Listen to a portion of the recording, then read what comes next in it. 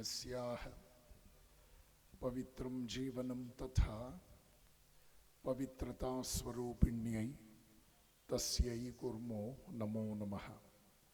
या देवी सर्वभूतेषु श्रद्धारूपेण संस्थिता नमस्तस्यै नमस्तस्यै नमस्तस्यै नमो नमः।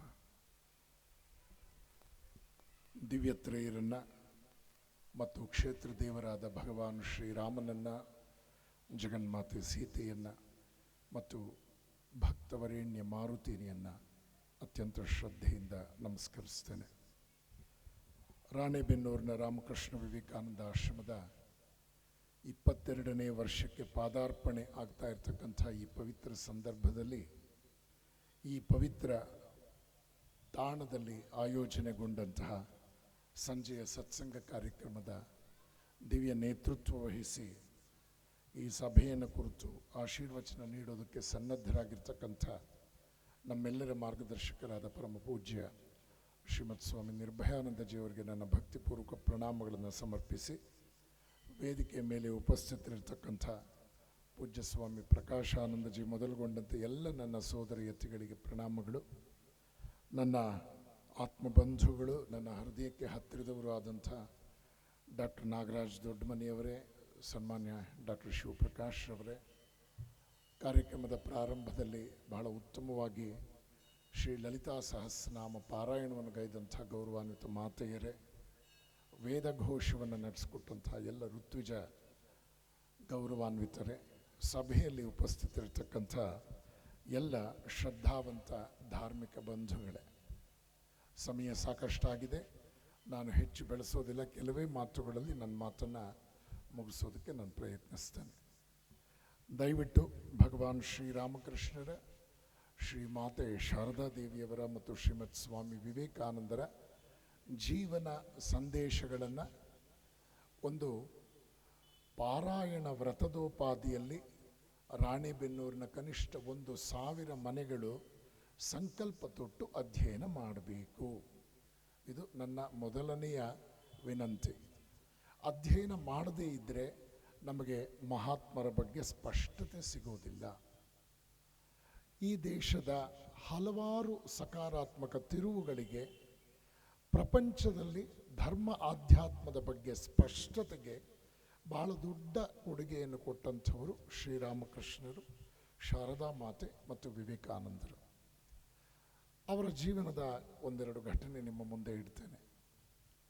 ಕಾಶಿ ಕ್ಷೇತ್ರಕ್ಕೆ ತೀರ್ಥಯಾತ್ರೆಗೆ ಹೊರಟಿದ್ದಂತಹ ಭಗವಾನ್ ರಾಮಕೃಷ್ಣರು ಹಳ್ಳಿಯೊಂದರಲ್ಲಿ ರಾತ್ರಿ ತಂಗಿದಾಗ, ಆ ಹಳ್ಳಿಯ ಕಡು ಬಡವರ ದೀನಸ್ಥಿತಿಯನ್ನು ಕಂಡು ತನ್ನ ಇಡೀ ತೀರ್ಥಯಾತ್ರೆಯನ್ನು ಆಯೋಜನೆಗೊಳಿಸಿದ್ದಂತಹ ಶಿಷ್ಯ ಮಥುರ ಬಾಬುವನ್ನು ಕರೆದು, ನೋಡು, ಇವರೆಲ್ಲರಿಗೂ ಕೂಡ ನಾಳೆ ಬೆಳಗ್ಗೆ ಎಣ್ಣೆ ಸ್ನಾನ ಆಗಬೇಕು, ಅವರೆಲ್ಲ ಹೊಸ ಬಟ್ಟೆ ಉಟ್ಕೋಬೇಕು, ಅವ್ರಿಗೆ ಭೂರಿ ಭೋಜನ ಮಾಡಿಸ್ಬೇಕು, ಕೈ ಎತ್ತಿ ಅವ್ರಿಗೆ ದಕ್ಷಿಣೆ ಕೊಡಬೇಕು, ಅವರೆಲ್ಲ ಸಂತೋಷ ಪಡೋದನ್ನು ನಾನು ನೋಡಬೇಕು ಅಂದರು.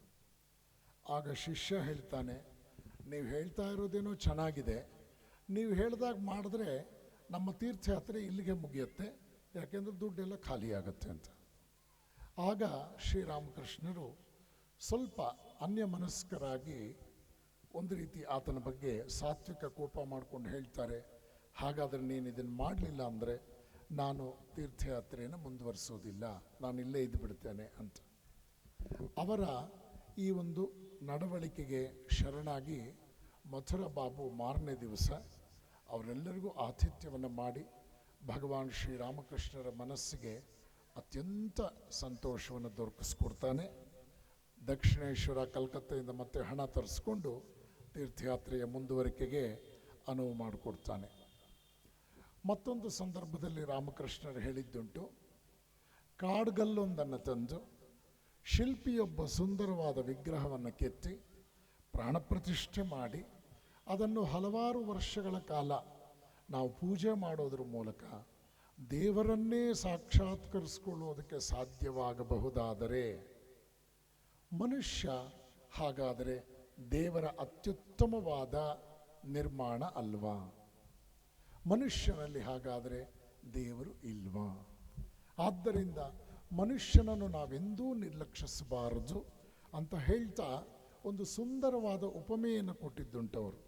ಸೂರ್ಯನ ಬೆಳಕು ಎಲ್ಲ ವಸ್ತುಗಳ ಮೇಲೂ ಪ್ರಕೃತಿಯಲ್ಲಿ ಬೀಳುತ್ತೆ. ಮರದ ಮೇಲೆ ಬೀಳುತ್ತೆ, ಬೆಟ್ಟದ ಮೇಲೆ ಬೀಳುತ್ತೆ, ಮಣ್ಣಿನ ಮೇಲೆ ಬೀಳುತ್ತೆ. ಆದರೆ ನೆನಪಿಟ್ಕೋ, ಮನುಷ್ಯನ ಮೇಲೆ ಅದು ಹೆಚ್ಚು ಪ್ರತಿಫಲನವಾಗುತ್ತೆ ಬಿದ್ದ ಮೇಲೆ. ಹಾಗೆಯೇ ಎಲ್ಲ ಚರಾಚರ ಪ್ರಾಣಿಗಳಲ್ಲಿಯೂ ಜೀವಿಗಳಲ್ಲಿಯೂ ಪರಮಾತ್ಮ ಇದ್ದರೂ ಕೂಡ ಮನುಷ್ಯನಲ್ಲಿ ಭಗವಂತ ಹೆಚ್ಚು ವ್ಯಕ್ತನಾಗ್ತಾನೆ. ಆದ್ದರಿಂದ ಮನುಷ್ಯ ಜನ್ಮವನ್ನು ಪರಮ ಪವಿತ್ರವಾದ್ದು, ಯೋಗ್ಯವಾದ್ದು ಮತ್ತು ಅದನ್ನು ಶ್ರೇಷ್ಠ ಮಟ್ಟದಲ್ಲಿ ನಾವು ಯಶಸ್ವಿಯಾಗಿ ನಿರ್ವಹಿಸಬೇಕು ಅಂತಕ್ಕಂಥ ವಿವೇಕದ ಪಾಠವನ್ನು ಭಗವಾನ್ ಶ್ರೀರಾಮಕೃಷ್ಣರು ಹೇಳ್ತಾರೆ. ಇನ್ನು ಶಾರದಾ ಮಾತೆಯವರ ಬದುಕಿಗೆ ಬಂದಾಗ, ಅವರು ಒಂದು ಆಶ್ರಮದಲ್ಲಿ ಉಳ್ಕೊಂಡಿದ್ದಾಗ ಅಲ್ಲಿದ್ದಂತಹ ಒಂದು ಬೆಕ್ಕು ನೈವೇದ್ಯಕ್ಕೆ ಇಟ್ಟಿದ್ದಂತಹ ಹಾಲಿಗೆ ಅದು ಬಾಯಿ ಹಾಕಿಬಿಟ್ಟು ಪೂಜೆಯಲ್ಲಿ ನಿರತನಾಗಿದ್ದ ಬ್ರಹ್ಮಚಾರಿಯ ಶಿಕ್ಷೆಗೆ ಒಳಗಾಗುತ್ತೆ. ಅದನ್ನು ಹಿಡಿದು ಬಡ್ದು ಹಾಕ್ತಾನೆ ಒಂದು 2-3 ಸಲ. ಆತನನ್ನು ಕಂಡ್ರೆ ಓಡಿ ಹೋಗುತ್ತೆ ಅದು ಭಯದಲ್ಲಿ. ಈ ಘಟನೆ 1-2 ದಿವಸ ನಡೆಯುತ್ತೆ. ಈ ವರ್ತಮಾನ ಶಾರದಾ ಮಾತೆಯವರಿಗೆ ಬರುತ್ತೆ. ಅವರು ಆ ಬ್ರಹ್ಮಚಾರಿಯನ್ನು ಕರೆದು ತಾವು ಸಾತ್ವಿಕವಾಗಿ ಅವನನ್ನು ದಂಡಿಸಿದಂತಹ ರೀತಿ ಮನೋಜ್ಞ. ಅವ್ರು ಹೇಳ್ತಾರೆ, ನೀನು ಸಾಧನೆ ಮಾಡೋಕ್ಕೆ ಬಂದಿದೆಯಾ? ನಿನ್ನ ಸಾಧನೆ ಚೆನ್ನಾಗಿ ನಡೀತಾ ಇದೆಯಾ? ನಿನ್ನ ಶರೀರ ಪೋಷಣೆ ನಿಜವಾಗ್ಲೂ ಕರೆಕ್ಟಾಗಿ ನಡೀತಾ ಇದೆಯಾ? ಸಮಯಕ್ಕೆ ಸರಿಯಾಗಿ ತಿಂಡಿ ಊಟ ಮಾಡ್ತಾ ಇದೆಯಾ? ನಿದ್ರೆ ಮಾಡ್ತಾ ಇದೆಯಾ? ನಿನ್ನನ್ನು ನೀನು ಸರಿಯಾಗಿ ನೋಡ್ಕೊಳ್ತಾ ಇದೆಯಾ? ಅವನು ಎಲ್ಲದಕ್ಕೂ ಉತ್ತರ ಕೊಡ್ತಾನೆ, ಹೌದು, ನಾನು ಸಮಯಕ್ಕೆ ಸರಿಯಾಗಿ ಊಟ ತಿಂಡಿ ಎಲ್ಲ ಮಾಡ್ತಾ ಇದ್ದೇನೆ, ಸಾಧನೆಗೆ ಏನೂ ತೊಂದರೆ ಆಗದ ಹಾಗೆ ನಾನು ಒಂದು ಶಿಸ್ತನ್ನು ಪಾಲಿಸ್ತಾ ಇದ್ದೇನೆ ಅಂತ. ಆಗ ಅವ್ರು ಹೇಳ್ತಾರೆ, ನೋಡು, ಆ ಬೆಕ್ಕಿಗೂ ಕೂಡ ನೀನು ಹೊತ್ತಿಗೆ ತಿಂಡಿ ಊಟ ಮಾಡೋ ಹಾಗೆ ಅದಕ್ಕೂ ಒಂದು ಅನ್ನ ಹಾಕಿದ್ದಿದ್ರೆ ಅದರಲ್ಲಿ ಕದಿಯುವ ಬುದ್ಧಿ ಬರ್ತಾ ಇರಲಿಲ್ಲ. ಯಾವಾಗ ನೀನು ಕಾಲಕ್ಕೆ ಅದಕ್ಕೊಂದು ಅನ್ನ ಹಾಕಲಿಲ್ವೋ, ಅದರ ಮೂಲಭೂತ ಅವಶ್ಯಕತೆ ಬಗ್ಗೆ ನೀನು ಮಾನವೀಯವಾಗಿ ಸ್ಪಂದಿಸಲಿಲ್ವೋ, ಅದು ನಿನಗೆ ಬೇಸರ ತರುವ ರೀತಿಯಲ್ಲಿ ನಡ್ಕೊಳ್ತು ಅಂತ ಹೇಳ್ತೀಯ. ಆದರೆ ಅದು ತನ್ನ ಅವಶ್ಯಕತೆಯನ್ನು ಮನುಷ್ಯ ಪೂರೈಸದೇ ಇದ್ರೆ ಅದೆಲ್ಲಿ ಪಡ್ಕೊಳ್ಬೇಕು? ಆದ್ದರಿಂದ ನೆನಪಿಟ್ಕೋ, ಆ ಜೀವಿಗೂ ಕೂಡ ನಿನ್ನಿಂದ ನಿರ್ವಹಿಸಲೇಬೇಕಾದ ಕರ್ತವ್ಯ ಎಲ್ಲೂ ಕೂಡ ಕೈ ತಪ್ಪಿ ಹೋಗಬಾರ್ದು, ಅದನ್ನು ಚೆನ್ನಾಗಿ ನೋಡ್ಕೋ ಅಂತ ಹೇಳ್ತಾ ಅಲ್ಲಿಗೆ ನಿಲ್ಲಿಸಲಿಲ್ಲ ಅವರು.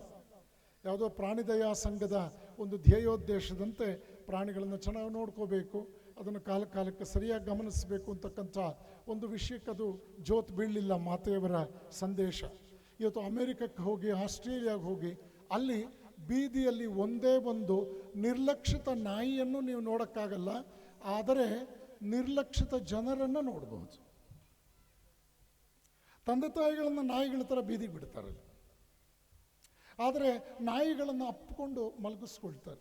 ಲಕ್ಷಾಂತರ ರೂಪಾಯಿ ಹಾಸಿಗೆಗಳ ಮೇಲೆ ತಮ್ಮ ನಾಯಿಯನ್ನು ಪಕ್ಕದಲ್ಲಿ ಮಲಗಿಸ್ಕೊಳ್ತಾರೆ. ನೋಡಿ, ನೀವು ಯಾವ್ಯಾವುದನ್ನು ಹೊರಗಡೆ ರಾಷ್ಟ್ರಗಳಿಂದ ಕಲ್ತ್ಕೋಬೇಕು ಅಂತಿದ್ರೆ ಬೇಗ ಅರ್ಥ ಮಾಡ್ಕೊಂಬಿಡಿ. ಶಾರದಾ ಮಾತೆ ಆ ಬ್ರಹ್ಮಚಾರಿಗೆ ಹೇಳ್ತಾ ಇದ್ದಾರೆ, ಬೆಕ್ಕಿಗೆ ಕಾಲಕ್ಕೊಂದು ಅನ್ನ ಹಾಕು, ಅದು ಆವಾಗ ಸಹಜವಾಗಿ ಕದಿಯುವ ಬುದ್ಧಿಯಿಂದ ದೂರ ಸರಿಯುತ್ತೆ. ಇಷ್ಟು ಹೇಳಿ ಶಾರದಾ ಮಾತೆ ನಿಲ್ಲಿಸಲಿಲ್ಲ. ಒಂದು ಮಾತು ಮುಂದುವರಿಸಿ ಹೇಳ್ತಾರೆ, ನೆನಪಿಡು, ಆ ಬೆಕ್ಕಿನಲ್ಲೂ ಕೂಡ ನಾನೇ ಇದ್ದೇನೆ. ಇಲ್ಲಿ ನಮಗೆ ಅರ್ಥ ಆಗುತ್ತೆ, ಜಗನ್ಮಾತೆ ತನ್ನ ಅಸ್ತಿತ್ವವನ್ನು ಎಲ್ಲೆಲ್ಲಿ ಅವಳು ಸ್ಪಷ್ಟೀಕರಿಸ್ತಾ ಇದ್ದಾಳೆ ಅನ್ನುವಂಥ ಒಂದು ಮಾತು. ಮುಂದೆ ಕಲ್ಕತ್ತಾದಲ್ಲಿ ಪ್ಲೇಗ್ ಬಂದಾಗ ವಿವೇಕಾನಂದರು ಸೇವಾ ಕಾರ್ಯಗಳಿಗೆ ಹಣ ಇಲ್ಲ ಅಂತ ಹೇಳಿ ಪ್ಲೇಗಿಗೆ ಹಲವಾರು ಪರಿಹಾರೋಪಾಯಗಳನ್ನು, ಸೇವಾ ಕಾರ್ಯಗಳನ್ನು ಕೈಗೆತ್ಕೊಳ್ಬೇಕು ಅಂತ ಸಂಕಲ್ಪಿಸಿ ಒಂದು ನಿರ್ಧಾರಕ್ಕೆ ಬರ್ತಾರೆ. ಕಲ್ಕತ್ತಾದ ಬೇಲೂರು ಮಠವನ್ನು ನಾನು ಮಾರಿಬಿಡ್ತೇನೆ, ಅದರಿಂದ ಬಂದ ಹಣದಿಂದ ಸೇವೆ ಮಾಡ್ತೇನೆ. ಎಂಥ ಕ್ರಾಂತಿಕಾರಿ ಧೋರಣೆ ಅಲ್ವಾ? ನೀವು ನೋಡಿ, ಇದರಲ್ಲಿ ಎಷ್ಟು ದೊಡ್ಡ ಕ್ರಾಂತಿ ಕಾಣುತ್ತೆ ನಮಗೆ.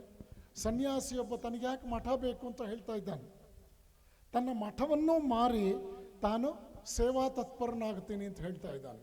ಆದರೆ ಆ ಸಮಯದಲ್ಲಿ ಶಾರದಾ ಮಾತೆ ತಮ್ಮ ಶಿಷ್ಯನ ಮೂಲಕ ಹೇಳಿ ಕಳಿಸ್ತಾರೆ, ಮಠವನ್ನು ಮಾರೋದಕ್ಕೆ ನರೇಂದ್ರ ಯಾರು, ವಿವೇಕಾನಂದ ಯಾರು, ಅವನದಲ್ಲ ಆ ಮಠ, ಅದು ನನ್ನದು.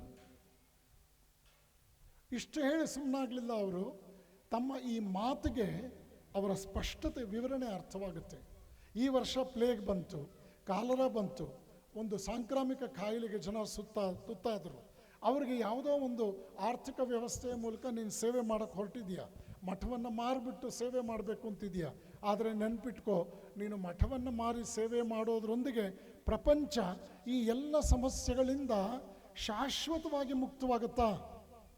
ಮುಂದೆ ಇದೇ ಸಮಸ್ಯೆಗಳು ಒಕ್ಕರಿಸಿದಾಗ ಸೇವೆ ಮಾಡೋದಕ್ಕೆ ನಿನ್ನ ಹತ್ರ ಏನಿದೆ?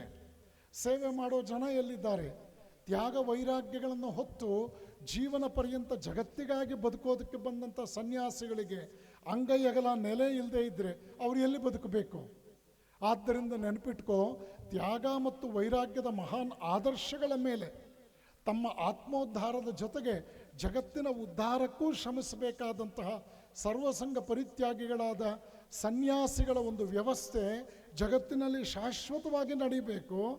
ಆಧ್ಯಾತ್ಮಿಕ ಜೀವನ, ಆಧ್ಯಾತ್ಮಿಕ ಸಾಧನೆಯ 10 ಆಯಾಮಗಳನ್ನು ಅವರು ಅಳವಡಿಸ್ಕೊಳ್ಬೇಕು. ಅದರಲ್ಲಿ ಸೇವೆ ಮಾಡೋದು ಒಂದು ಅಂಶವಾಗಬೇಕೇ ಹೊರತು ಸೇವೆಯೊಂದೇ ಪರಿಪೂರ್ಣ ಆಧ್ಯಾತ್ಮ ಅಲ್ಲ ಅನ್ನುವಂಥದ್ದನ್ನು ಭಾಳ ಸ್ಪಷ್ಟವಾಗಿ ತಿಳಿಸ್ತಾರೆ. ಇದು ಅರ್ಥ ಮಾಡ್ಕೊಳ್ಬೇಕು. ಇಲ್ಲದೆ ಇದ್ದರೆ ನಾವು ಎಷ್ಟೋ ಸಲ ಹೇಳ್ತಾ ಇರ್ತೇವೆ, ವರ್ಕ್ ಈಸ್ ವರ್ಷಿಪ್, ಕೆಲಸವನ್ನೇ ಪೂಜೆ ಅಂತ ಮಾಡ್ತೇನೆ. ಪೂಜೆ ಯಾಕ್ರಿ ಮಾಡಬೇಕು? ಎಷ್ಟು ದೇವರಿಗೆ ಅಂತ ಪೂಜೆ ಮಾಡಬೇಕ್ರಿ? ಯಾಕ್ರಿ ಅಷ್ಟು ದೇವಾದಿ ದೇವತೆಗಳಿಗೆ ವೆರೈಟಿ ಆಫ್ ಟೆಂಪಲ್ಸ್ ಯಾಕ್ರಿ ಬೇಕು? ಅಯೋಧ್ಯೆಯಲ್ಲಿ ರಾಮ ದೇವಸ್ಥಾನ ಕಟ್ಟಿದಾಗಲೂ ಕೂಡ ಜನ ಏನೆಲ್ಲ ಮಾತಾಡಿದ್ರು. ನಿಮಗೆ ಯಾಕ್ರಿ ಬೇರೆ ಬೇರೆ ಬಣ್ಣದ ಬಟ್ಟೆ ಬೇಕೋ? ನಿಮ್ಗೆ ಯಾಕ್ರಿ ವೈವಿಧ್ಯಮಯವಾದ ಮೆನು ಕಾರ್ಡ್ ಬೇಕೋ? ಒಂದೊಂದು ದಿವಸಕ್ಕೊಂದು ಅಡುಗೆ ಯಾಕೆ ಬೇಕೋ? ಒಬ್ಬನೇ ವಾಸ ಮಾಡೋದಕ್ಕೆ ಒಂದು ಮನೆ ಸಾಲದ? 8 ದಿಕ್ಕುಗಳಲ್ಲಿ 12 ಸೈಟ್ ಯಾಕೆ ಬೇಕೋ?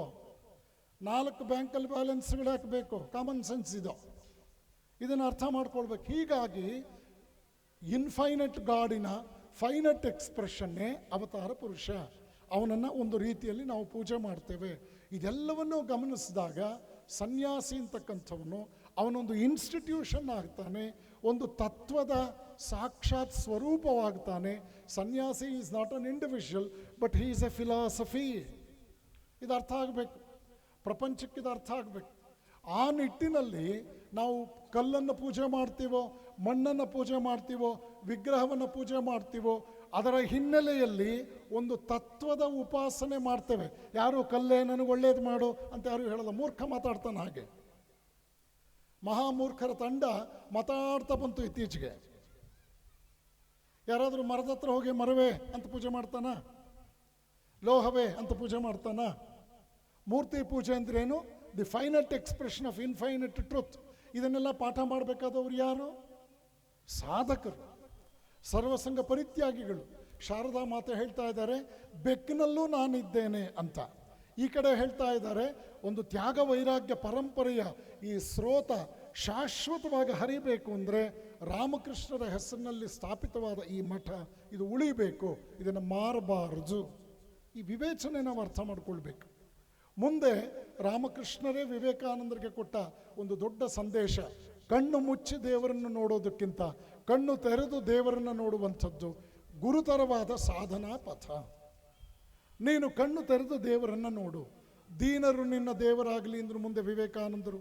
ದರಿದ್ರರು ನಿನ್ನ ದೇವರಾಗಲಿ, ಅಶಕ್ತರು ನಿನ್ನ ದೇವರಾಗಲಿ, ರೋಗಿಗಳು ನಿನ್ನ ದೇವರಾಗಲಿ, ಅಷ್ಟೇ ಅಲ್ಲ ಮೂರ್ಖರು ನಿನ್ನ ದೇವರಾಗಲಿ ಅಂದರು. ಇಲ್ಲಿ ನಮಗೆ ಅರ್ಥ ಆಗುತ್ತೆ, ಕಣ್ಣು ತೆರೆದಾಗ ಭಗವಂತನ ಸೃಷ್ಟಿ ಸ್ಪಷ್ಟವಾಗಿ ಕಾಣುತ್ತೆ. ನೆನಪಿಟ್ಕೊಳ್ಳಿ, God has created each and every individual with a purpose. ಒಂದು ಉದ್ದೇಶಕ್ಕಾಗಿ ಭಗವಂತ ನಮ್ಮನ್ನು ಸೃಷ್ಟಿ ಮಾಡಿರ್ತಾನೆ. ಉದ್ದೇಶರಹಿತ ಸೃಷ್ಟಿ ಭಗವಂತನು ಮಾಡೋದಕ್ಕೆ ಬಯಸೋದಿಲ್ಲ, ಅದಾಗೋದಿಲ್ಲ ಅದು. ಹೀಗಾಗಿ ಪ್ರತಿಯೊಬ್ಬ ಮನುಷ್ಯನೂ ಕೂಡ ತನ್ನ ಈ ಒಂದು ಜನ್ಮದ ಹಿನ್ನೆಲೆಯಲ್ಲಿ ಭಗವಂತ ಏನೋ ಬಯಸಿದ್ದಾನೆ, ಏನೋ ನಿರೀಕ್ಷಿಸಿದ್ದಾನೆ, ನಮ್ಮ ಮೂಲಕ ಅದು ಸಾಕಾರಗೊಳ್ಳಬೇಕಾಗಿದೆ ಅಂತಕ್ಕಂಥ ವಿವೇಚನೆ ಸ್ಪಷ್ಟವಾಗಿ ನಮ್ಮಲ್ಲಿರಬೇಕು. ಹೀಗಾಗಿ ವಿವೇಕಾನಂದರು ದೇಶದ ಉದ್ದಗಲಕ್ಕೂ ಸಂಚರಿಸಿದ್ರು.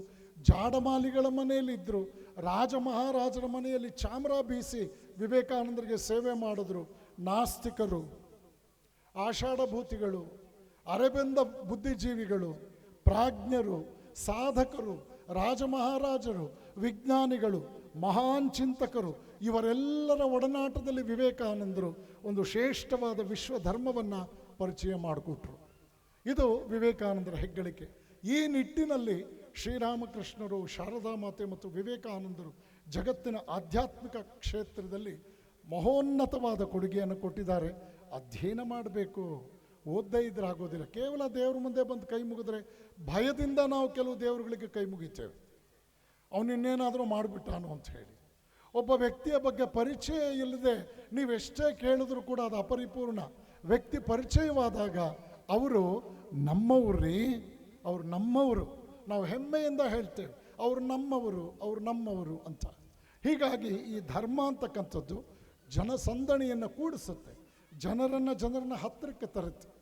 ಈ ದೇಶದ ರಕ್ಷಣಾ ಸಚಿವರಾಗಿದ್ದಂತಹ ಜಗಜೀವನ್ ರಾಮ್ ಅವರು 70ರ ದಶಕದಲ್ಲಿ ರಾಮಕೃಷ್ಣ ಮಹಾಸಂಘದ ದೇವಾಲಯವೊಂದರ ಉದ್ಘಾಟನೆಗೆ ಬಂದು ಗಂಭೀರವಾಗಿ ಒಂದು ಮಾತು ಹೇಳ್ತಾರೆ.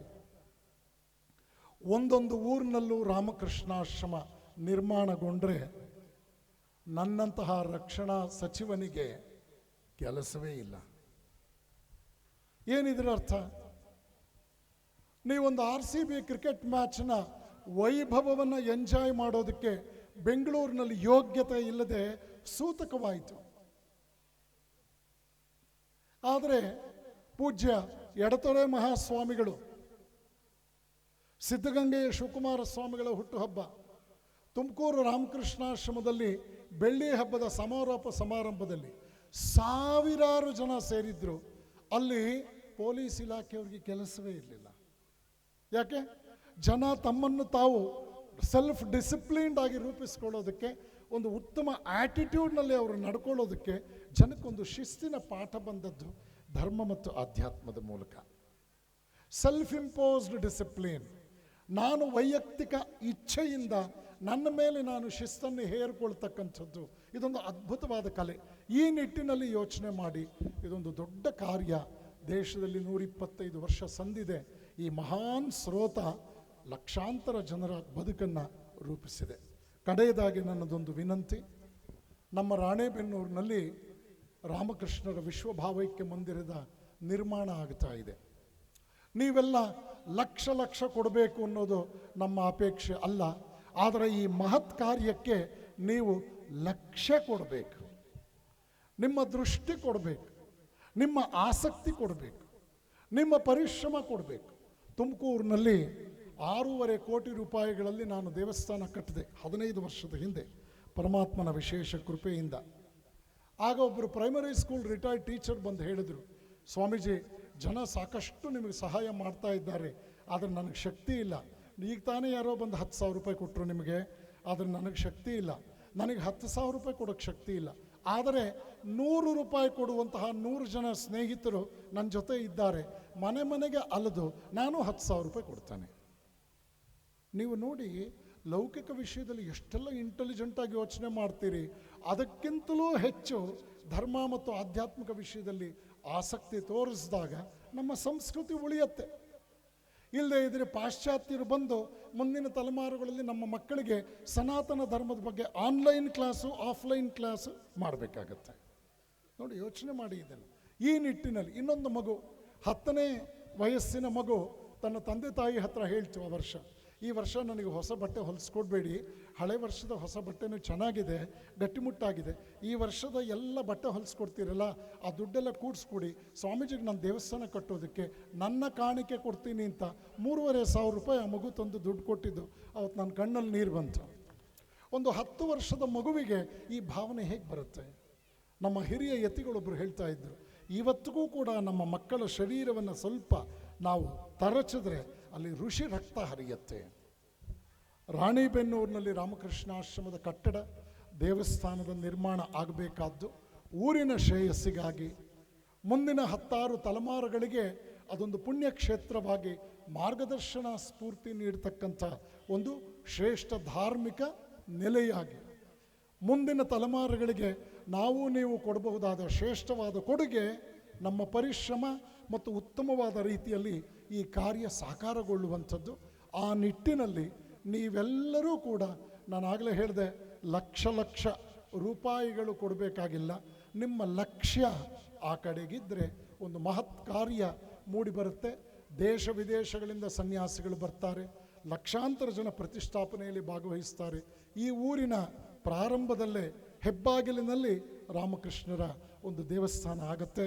ಈ ದಾರಿಯಲ್ಲಿ ಸಾಗುವ ರಾಮಕೃಷ್ಣ ಪರಂಪರೆಯ ಪ್ರತಿಯೊಬ್ಬ ಸನ್ಯಾಸಿಯೂ ಕೂಡ ರಾಣಿಬೆನ್ನೂರು ಬಂದ ತಕ್ಷಣ ಬೈಪಾಸ್ನಿಂದ ಪಕ್ಕಕ್ಕೆ ತೊಗೊಂಡು ಆಶ್ರಮಕ್ಕೆ ಬಂದು ದೇವ್ರಿಗೆ ಕೈ ಮುಗಿದು, ಸಮಯ ಇದ್ದರೆ ಒಂದು ದಿವಸ ಸಂಜೆ ಉಳಿದು ನಿಮ್ಗೊಂದು ಸತ್ಸಂಗ ಮಾಡಿಕೊಟ್ಟು ಮಾರನೇ ದಿವಸ ಅವರು ಮುಂದುವರಿಸ್ತಾರೆ.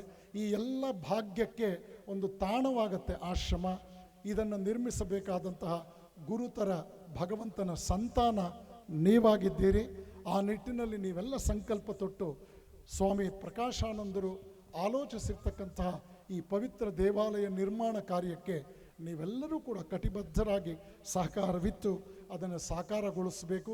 ನೂರಾರು ಜನ ಸನ್ಯಾಸಿಗಳು ರಾಮಕೃಷ್ಣ ಪರಂಪರೆಯ ಯತಿಗಳಾಗಿ ಬರ್ತಾರೆ, 4-6 ದಿವಸ ನಮ್ಮೂರಿನಲ್ಲಿ ಇರ್ತಾರೆ. ಇದೊಂದು ಬದುಕಿನಲ್ಲಿ ನಾವು ಸದಾ ಸ್ಮರಿಸಬಹುದಾದ ಒಂದು ಸನ್ನಿವೇಶವಾಗುತ್ತೆ. ಅದನ್ನು ನಾವೆಲ್ಲರೂ ಉಪಯೋಗಿಸ್ಕೊಳ್ಳೋಣ ಅಂತ ಹೇಳ್ತಾ ಈ ವಾಕ್ಪುಷ್ಪಗಳನ್ನು ಭಗವಾನ್ ಶ್ರೀರಾಮಕೃಷ್ಣರ ಪವಿತ್ರ ಪಾದಪದ್ಮಗಳಲ್ಲಿ ಸಮರ್ಪಿಸ್ತಾ ಇದ್ದೇನೆ. ಹರಿ ಓಂ ತತ್ಸತ್. ಶ್ರೀರಾಮಕೃಷ್ಣ ಅರ್ಪಣಮಸ್ತು.